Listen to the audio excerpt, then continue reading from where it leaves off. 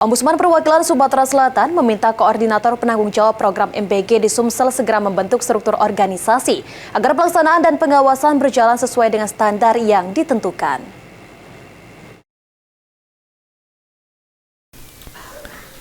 Terkait adanya laporan dan 2 kejadian luar biasa pada program MBG, Ombudsman Sumatera Selatan telah memanggil penanggung jawab dan koordinator program MBG di Sumatera Selatan. Kepala Perwakilan Ombudsman Sumsel, M. Adrian Agustiansyah, menjelaskan, Ombudsman meminta penanggung jawab MBG untuk memperketat pola pengawasan, karena bahwa di Sumsel belum terbentuk secara struktural untuk melakukan koordinasi dan pengawasan program ini di Sumatera Selatan.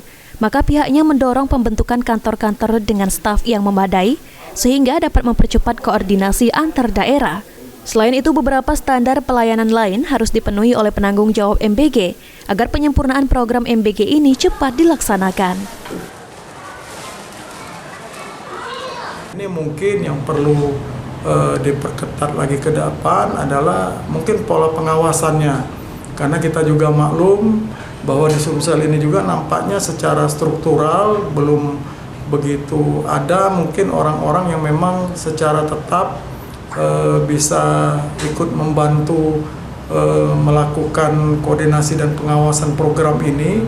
Makanya kami juga mendorong secepatnya agar segera dibentuk kantor-kantor yang memang mempunyai staf yang memadai, sehingga ini bisa mempercepat juga koordinasi antar daerah.